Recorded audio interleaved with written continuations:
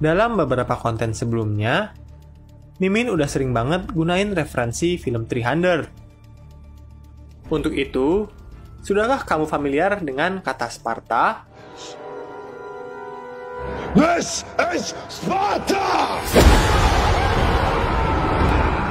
Sekalipun film 300 memang penuh dengan banyak tambahan, film ini cukup sukses dalam menggambarkan mitos superioritas Sparta yang seolah telah bersinonim dengan sebuah ketangguhan. Kata Sparta memunculkan gambaran atau imajinasi prajurit tangguh dengan perisai dan perunggu besar, tombak panjang, dan helm Korintian. Benar-benar seperti tentara super dalam film-film Marvel. Kota Sparta memang sangat terkenal dengan prajurit militernya yang dikenal sebagai salah satu yang terbaik dari peradaban Yunani kuno.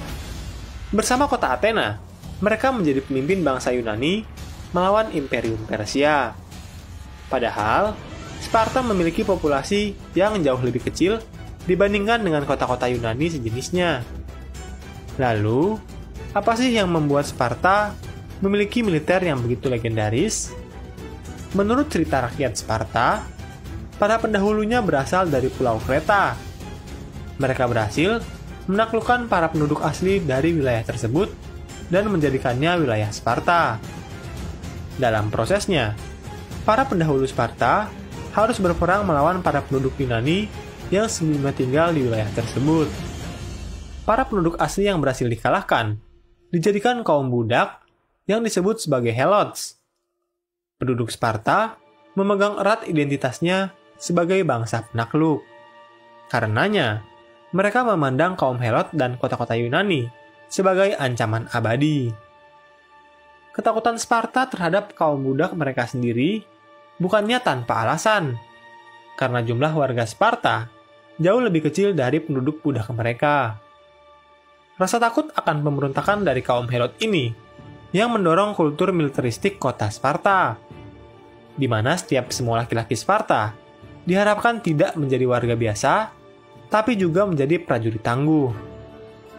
Hal ini membuat Sparta bisa menyediakan prajurit terbaik di seluruh Yunani, yang tugasnya hanya berperang dan memperbudak tetangga di sekitarnya. Kemampuan masyarakat Sparta di bidang militer memungkinkannya hidup tanpa harus mengerjakan pekerjaan remeh-remeh, seperti bekerja di ladang pertanian yang panas dan sangat melelahkan.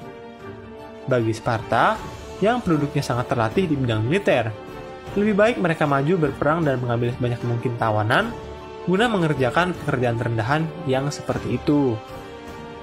Seorang warga Sparta umumnya didampingi oleh 7 orang budak yang membantunya melakukan pekerjaan sehari-hari.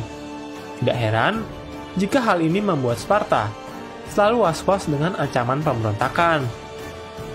Sparta adalah negara yang menganut sistem pemerintahan diarki, yang berarti dalam negaranya dipimpin oleh 2 raja dari 2 keluarga yang berbeda dengan kewenangan yang sama.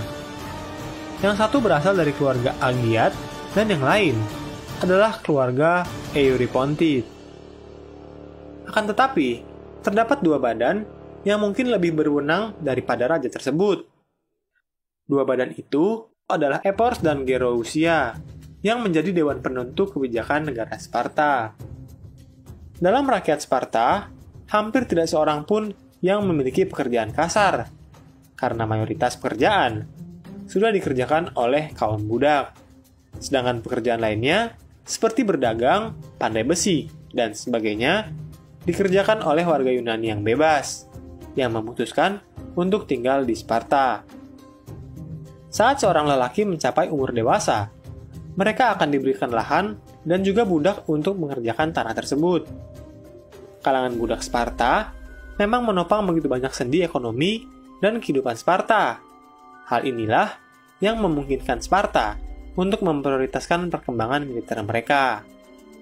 Satu tradisi yang benar-benar menunjukkan komitmen Sparta dalam kehidupan militeristik adalah tradisi yang disebut agoge. Pendidikan unik ini dimulai sejak lahir. Apabila yang lahir perempuan, anak tersebut umumnya diizinkan hidup. Lain ceritanya, jika anak tersebut adalah anak laki-laki. Ketika laki-laki lahir di Sparta, ia akan diperiksa oleh Badan Gerousia yang akan menilai apakah anak tersebut pantas untuk menjadi lelaki Sparta. Jika terdapat kecacatan pada si anak, ia akan ditaruh di dasar suatu gunung, dibuang karena dianggap tidak pantas.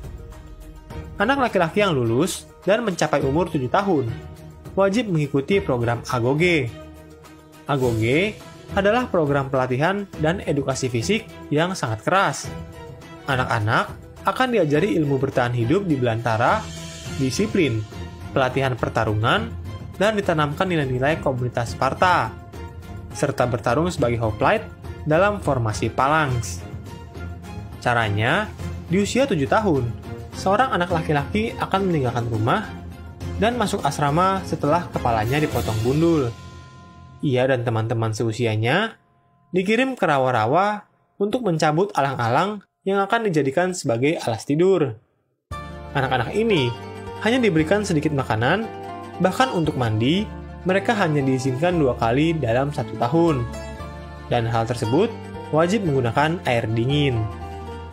Di saat usianya 12 tahun, semua bajunya disita dan anak itu hanya diberikan 1 jubah yang digunakan sebagai pakaian satu-satunya dan juga sebagai selimut untuk tidur. Dan saat usianya mencapai 16-17 tahun, ia akan diasingkan untuk hidup di hutan selama beberapa minggu dan dianjurkan merampok dan membunuh kaum budak. Apabila tertangkap, justru si anak mudalah yang akan disiksa. Pelatihan seperti ini ditujukan untuk memperkenalkan kerasnya kehidupan terlebih medan perang. Namun, seorang pemuda Sparta tidak hanya dilatih program fisik, tapi juga pelatihan berkomunikasi, bersosialisasi, dan jiwa korsa. Program ini melahirkan pria-pria tangguh yang siap menjadi seorang prajurit Sparta yang tugasnya tentu saja bertempur. Para lulusan AGOGE ini disebut-sebut Lycurgus sebagai tembok Sparta. Kota Sparta adalah satu-satunya kota Yunani yang tidak dilindungi oleh tembok pertahanan. Mengapa? Hal ini karena temboknya sudah dihancurkan oleh Lycurgus dengan maksud menumbuhkan sikap militeristik warganya. Menurutnya, jika mengandalkan tumpukan batu untuk pertahanan, suatu saat Sparta akan hancur. Ia percaya, pertahanan yang sesungguhnya haruslah berasal dari rakyat Sparta itu sendiri. Kekuatan prajurit Sparta di bidang militer sering terlalu dilebih-lebihkan. Memang, saat Perang Persia dan Perang Peloponnesia melawan kota Athena, Sparta berhasil menjadi kekuatan dominan di Yunani kuno. Akan tetapi, dominasi ini hanya bertahan selama beberapa generasi sebelum kemunculan kota Thebes dan kerajaan Makedonia. Sparta memang memiliki kualitas individu prajurit yang sangat tinggi, namun struktur dan teknologi militer dari Sparta tidak jauh berbeda dari kota-kota Yunani yang lain. Superioritas Sparta terletak pada kualitas komando dari jenderal-jenderalnya yang memang sangat terlatih karena memang kultur mereka yang sangat militeristik. Dalam pertempuran Thermopylae, 300 prajurit Sparta bersama 900 helot dan 7.000 prajurit terbukti berhasil membendung gempuran dari pasukan Persia selama beberapa hari dengan memanfaatkan celah sempit yang membuat kelebihan Persia dalam hal jumlah menjadi tidak berarti. Namun akhirnya, kualitas individual prajurit akan kalah dengan inovasi dan taktik yang lebih baik. Dalam pertempuran Thermopylae misalnya, setelah Persia berhasil mengetahui celah rahasia untuk mengepung posisi Sparta, Persia berhasil mengalahkan formasi dari pasukan hoplite Sparta yang sebelumnya tidak terkalahkan. Sekuat-kuatnya para prajurit Sparta, mereka akan kalah dengan militer yang lebih baik dalam organisasi dan taktik. Dominasi Sparta mulai dipatahkan oleh kota Thebes pada tahun 370-an sebelum Masehi, dan Sparta sudah tidak menjadi kekuatan besar ketika Raja Philip II dari Makedonia membentuk Liga Korin, dan pada akhirnya Sparta berhasil dijatuhkan oleh Legiun Romawi pada abad kedua sebelum Masehi.